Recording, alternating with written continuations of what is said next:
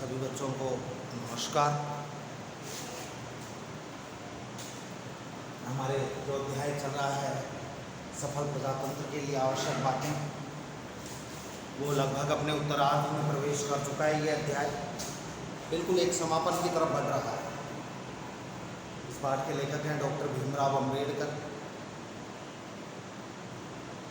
अध्याय का नाम है सफल लोकतंत्रवाद के लिए आवश्यक बातें। जो अपन पहले पढ़ चुके उससे आगे हम पढ़ेंगे। देखिए, मैं एक ही बात कहूँगा और उसके बाद अपना भाषण बंद कर दूँगा। समझ गए? मैंने शुरू में बताया था ये उन्होंने ब्रिटिश पार्लियामेंट में भाषण दिया था, उसका ये काम चाहिए कि मैं अपनी बात एक ही बात कहूँगा और अपना भाषण बंद कर दूँगा। मैं समझता हूँ कि प्रजातंत्र की सफलता के लिए ये आवश्यक है कि समाज नैतिक नियमों का पालन करे। हमारे जो नैतिक नियम हैं, हमारे जो दिल की बातें हैं, वो हम ईमानदारी से उन बातों की पालना करें। जो नैतिकता संबंधी बातें हैं समाज में, झूठ, पाखंड, चोरी, अन्याय, ये न हो, इन हम नियमों की पालना करें, इन बातों को मानें। ऐसा हुआ कि राजनीति शास्त्र के आचार्यों ने शायद प्रश्न के इस पहलू पर कभी विचार ही नहीं किया। समाज में जागरूकता जरूरी है, समाज में नैतिकता का होना आवश्यक है। उनकी दृष्टि में नीति परायण होना एक बात है और राजनीति दूसरी। नीति की बात मानना अलग है, राजनीति की बात मानना अलग है। यानी नीति अच्छी होती है, राजनीति नीति से बनती है। राजा की नीति, नीति अपने आप में पूर्ण है, व्यक्ति की नीति होनी चाहिए, लेकिन राजनीति केवल राजा की नीति होती है। राजनीति में बच्चों साम, दाम, दंड, भेद, चारों नीतियों से काम लिया जाता है, राजा को लेना पड़ता है। जबकि नीति की बात व्यक्ति सच्चा, सहृदय, दयालु, ममता, सब उसके हृदय में भाव होता है। दूसरों के लिए केवल और एक केवल अच्छा करने की सोचता है। उसके मन में नीति की संबंधी बातों में कभी व्यक्ति के मन में बुरा भाव नहीं आता है। आप राजनीति सीख सकते हैं, लेकिन नीति के विषय में कोई अज्ञानी बने रह सकते। नीति तो जन्मजात होती है, जन्म से बच्चा सीखता है। राजनीति बाद में सीखता है, लेकिन नीति की बातें जन्मजात होती हैं। आप राजनीति सीख सकते हैं, लेकिन नीति के विषय में कोरे अज्ञानी बने रह सकते हैं। मानो राजनीति बिना नीति के ही सफल हो सकती है। जो नीति की बात नहीं जानता, ज्ञान की, शिक्षा की, प्रेरणा की बातें नहीं जानता, हो सकता है वो भी राजनीति में सफल हो सकता है। लेकिन बच्चों ध्यान रखना, एक सफल राजनेता आवश्यक नहीं है कि अच्छी नीति की बातों को जानकार हो, अच्छा नीतिकार हो। मुझे तो यह एक आश्चर्य में डालने वाली स्थापना मालूम होती है। तो प्रजातंत्र में होता क्या है? हम एक स्वतंत्र सरकार में प्रजातंत्र की चर्चा प्रायः करते हैं। जहाँ स्वतंत्र सरकार है, जैसे हमारे देश में, वहाँ हम प्रजातंत्र की चर्चा करते हैं। स्वतंत्र सरकार से हमारा क्या अभिप्राय होता है? इसका मतलब है जीवन के विशाल क्षेत्र में लोग बिना कानून के हस्तक्षेप के अपना रोज का कारोबार चला सकते हैं। हम बिना कानून के हस्तक्षेप के, कानून हमारे ऊपर कुछ नहीं है, हम कानून को न तोड़ें और अपना कारोबार चला सकते हैं, अपना काम कर सकते हैं। रोजमर्रा का आना जाना, उठना बैठना, सारे काम कर सकते हैं, चाहे जब जाओ चाहे जब आओ। और यदि कानून बनाना पड़े, ये काम बिना कानून के भी कर सकते हैं, लेकिन यदि कानून बनाना पड़े तो कानून बनाने वाले का यह विश्वास है कि वह समाज विशेष, कानून बनाने वाला ये सोचेगा कि समाज विशेष, के लोग, समाज के विशेष लोग सदाचार परायण अवश्य होगा। समाज के लोग जो हैं तो सदाचारी और इन नियमों का परायण करने वाले, पालन करने वाले जरूर होंगे। जो नियम बनाया जाएगा न्याय के, समाज के लोग उनका पालन करेंगे। बच्चों, हम अधिकांश लोग उन नियमों का पालन करते हैं जब कोई दिक्कत नहीं होती कि उसमें उस कानून का पालन हो सके। जिस एक आदमी ने प्रजातंत्र के इस पहलू पर ध्यान दिया, वह मैं समझता हूँ कि लास्की महाशय प्रोफेसर लास्की, ये पाश्चात्य विचारक थे। अपने एक ग्रंथ में उन्होंने स्पष्ट रूप से लिखा है अपनी रचना में कि प्रजातंत्र में यह मानकर चला जाता है कि समाज नीति परायण है। प्रजातंत्र में सोचकर चला जाता है समाज नीतियों का पालन करने वाला है, अच्छी बातों को मानने वाला है, अच्छाई के रास्ते पर चलने वाला है। यदि समाज नीति परायण नहीं हो, यदि समाज अच्छा नहीं हो, तो प्रजातंत्रवाद टिका नहीं रह सकता। पाकिस्तान में कहाँ है प्रजातंत्र? हर 3 साल, 5 साल, 4 साल में वहाँ राष्ट्रपति शासन लग जाता है, क्योंकि वहाँ के लोग भी नियमों को कम मानते, जैसा इस हमारे देश में हो रहा है। अंतिम बात मेरे मत के अनुसार जिसके बिना प्रजातंत्र का काम नहीं चल सकता। डॉक्टर अम्बेडकर के कह रहे हैं कि मेरे मत के अनुसार अंतिम बात, उस अंतिम बात के बिना प्रजातंत्र चल ही नहीं सकता, वह कि लोगों में सार्वजनिक अंतरात्मा हो। बच्चों ध्यान से समझना, क्वेश्चन निकलेगा ही 101%।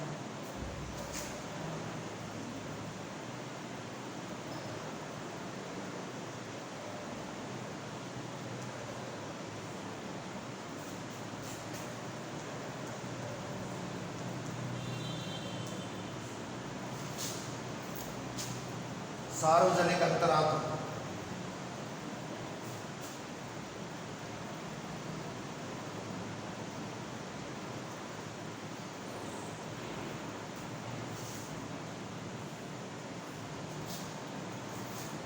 चैप्टर में पढ़ने से पहले ही मैं आपको समझा देता हूँ। सार्वजनिक अंतरात्मा क्या होती है बच्चों? दूसरों के दुख को देखकर दुखी होना, दूसरों के दुख को देखना, उस दुख के बारे में सोचना और उस दुख से दुखी होना, जहाँ तक संभव हो उस दुख को दूर करने की कोशिश करना, ये सार्वजनिक अंतरात्मा।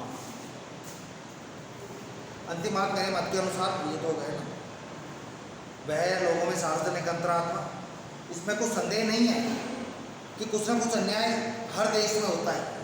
नीचे लोगों, निचले तबके के लोगों पर, गरीब लोगों पर थोड़ा बहुत अन्याय हर देश में होता है। सरकारों द्वारा भी होता है, लोगों के द्वारा भी होता है, और वो जानबूझकर उन पर अन्याय नहीं किया जाता, हो ही जाता है।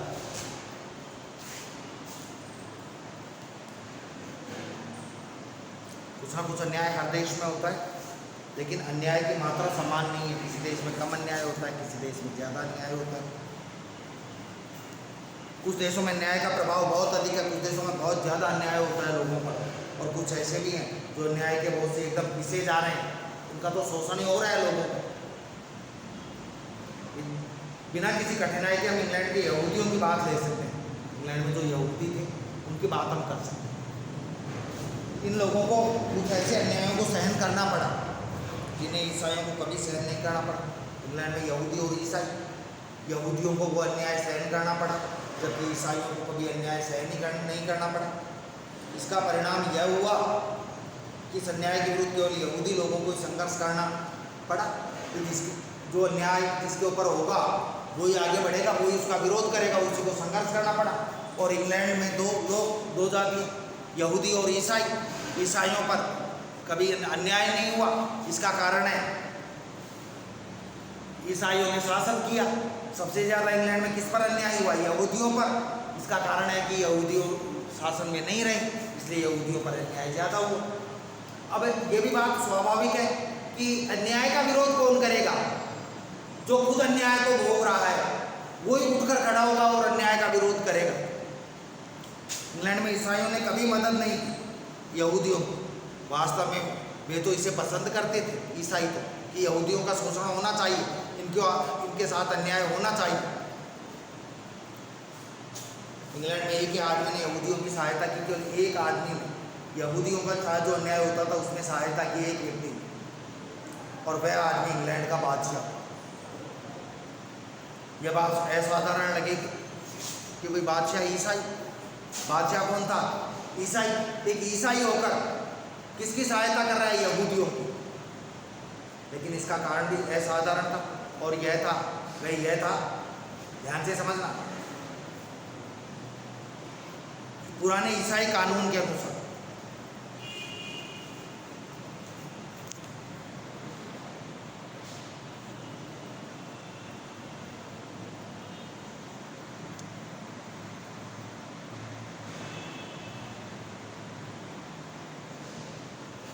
पुराने ईसाई कानून के अनुसार कोई यहूदी बच्चा अपने माता पिता की जायदाद का उत्तराधिकारी नहीं हो सकता। यदि कोई यहूदी बच्चा होता तो उस यहूदी बच्चे को माता पिता की जायदाद में से कुछ नहीं मिलेगा। जैसे कोई यहूदी है, वो मर गया, अब उस माता पिता की जो जायदाद है, संपत्ति है, वो किसको मिलनी चाहिए मरने के बाद? वो तो मर गया, उसकी संपत्ति का उत्तराधिकारी कौन होगा? उसके बच्चे होंगे। लेकिन ईसाई कानून के अनुसार ऐसा नहीं था। किसी और कारण से वह नहीं, केवल एक इस कारण से कि वह यहूदी था। यहूदियों के लिए ईसाइयों ने व्यवस्था कर रखी कि किसी यहूदी के मरने पर उसकी जायदाद का उत्तराधिकारी उसकी संतान नहीं होगी। जो भी बची कुची संपत्ति हो, राज्य की ओर से उसका हकदार राजा होने के कारण संपत्ति का हकदार राजा होता है।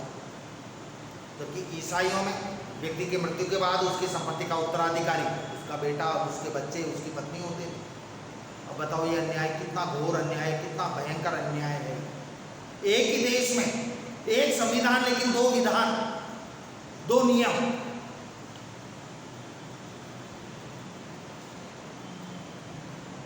और जब कोई यहूदी मरता तो उसकी संपत्ति राजा के पास चली जाती, राजा के अधिकार में चली जाती।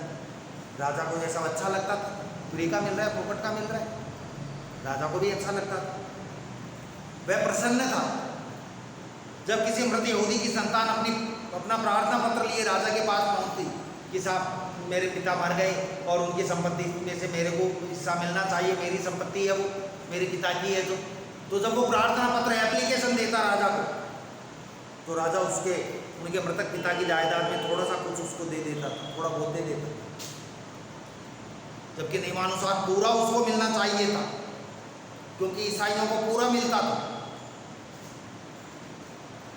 और शेष अपने लिए रख लेता राजा। लेकिन जैसा मैंने कहा कि कभी किसी अंग्रेज ने यहूदियों की मदद नहीं की, ईसाइयों ने, और यही यहूदियों को अपनी मुक्ति के लिए स्वयं संघर्ष करना पड़ा। सार्वजनिक अंतरात्मा होने या न होने के कारण यह एक उदाहरण है। किसी ने उनकी मन की बात को नहीं समझी। सार्वजनिक रूप से यहूदी दुखी थे। सार्वजनिक अंतरात्मा उस अंतरात्मा को कह सकते हैं जो हर अन्याय को देखकर विचलित हो जाती है। हम दूसरों का अन्याय देखकर हमारा मन दुखी हो जाए और हम उसको दूर करने की कोशिश करें, वो सार्वजनिक अंतरात्मा की आवाज कहलाती है। वह इस बात की परवाह नहीं करती कि उस अन्याय का शिकार किसे होना पड़ रहा है। अन्याय किसी के साथ हो, उसका विरोध करना चाहिए, उसको देखकर मन दुखी होना चाहिए। इसका मतलब यह हुआ कि चाहे उसे व्यक्तिगत रूप से उस अन्याय से कष्ट होता हो या न हो, जो कोई भी उस अन्याय का भाजन हो, जो कोई भी उस अन्याय का शिकार हो रहा है, उसे उस अन्याय से मुक्ति दिलाने के लिए उसके कंधे से कंधा मिलाकर खड़ी हो जाती है सार्वजनिक अंतरात्मा की आवाज़। जैसे मिस्टर एक्स है, वो दुखी है, मैं उसके दुख को देखूं और दुखी हूँ और उसके साथ खड़ा हो जाऊँ, इसका मतलब मेरे मन में सार्वजनिक अंतरात्मा है। आप अफ्रीका का उदाहरण लो, ये अफ्रीका का उदाहरण देख लो, एकदम ताज़ा उदाहरण। वहाँ जो लोग कष्ट पा रहे हैं वे भारतीय हैं। अफ्रीका में किसी समय जो लोग दुखी होते थे, जिनका शोषण होता था, वो भारतीय होते थे, या तो भारतीय या चाइनीज, क्या नहीं। श्वेत चमड़ी वालों को कुछ असुविधा नहीं, वे अंग्रेजों को तो कुछ असुविधा नहीं थी। काली चमड़ी वालों को, भारतीयों को और चाइनीज को असुविधा थी। तो भी रेवंड स्कॉट जो स्वयं श्वेत चमड़ी वाला है, इस अन्याय के विरुद्ध अपनी पूरी ताकत खर्च कर रहा है, जमकर लोगों पर अन्याय कर रहा है, भारतीयों को। या तो भारतीय है अफ्रीकन काले लोग, हम भी गोरे नहीं।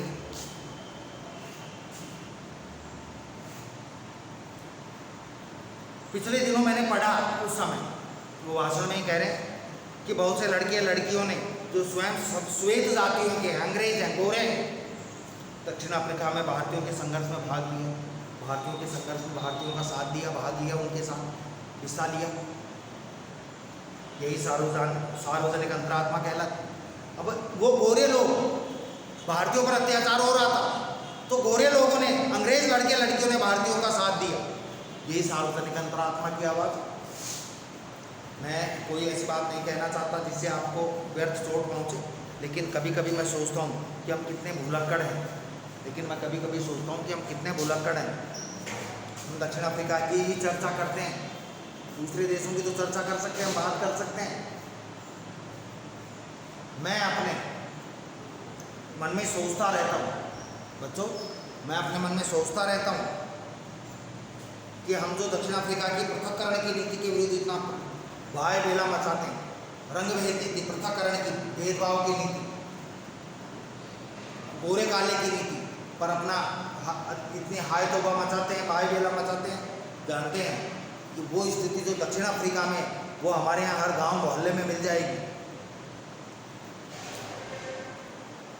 वहाँ हम केवल जाकर उसे देखने की ज़रूरत है, लेकिन हमारे हर गांव में दक्षिण अफ्रीका है, क्योंकि गाँव में छुआछूत ज़्यादा होती थी। आज भी कुछ जगह है, लेकिन तब भी शायद ही मैंने किसी को देखा हो जो स्वयं दलित वर्ग का न हो, लेकिन तब भी दलित वर्ग का पक्ष लेकर खड़ा हुआ। हमारे यहाँ भी बहुत कम उदाहरण मिले कि दलित वर्ग का व्यक्ति न होकर उच्च वर्ग का व्यक्ति हो और दलितों का पक्ष लेकर खड़ा हो, क्योंकि यहाँ सार्वजनिक अंतरात्मा नहीं है हमारे देश में, बहुत कम है।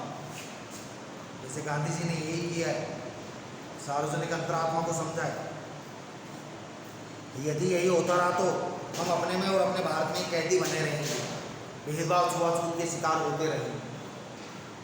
अल्पमत वाले जो इस न्याय के तले पिस रहे हैं, बहुमत वालों से कभी किसी प्रकार की सहायता न प्राप्त कर सकेंगे।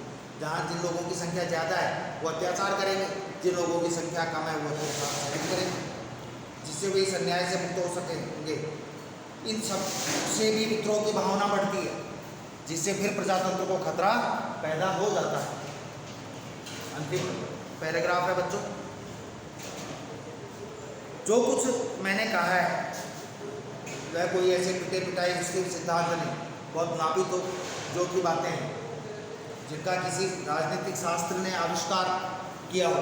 भिन्न भिन्न देशों के राजनीतिक इतिहासों का अध्ययन करने से, अनेक अलग अलग देशों के राजनीतिक शास्त्र का अध्ययन करने से मेरे अपने मन पर जो संस्कार पड़ा है यह सब उसी का चित्र मात्र है।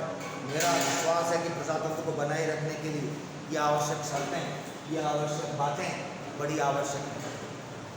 बच्चों, ये हमारा अध्याय पूर्ण हो चुका है। इसके क्वेश्चंस हम कल देखेंगे और अगला चैप्टर शुरू करेंगे। धन्यवाद।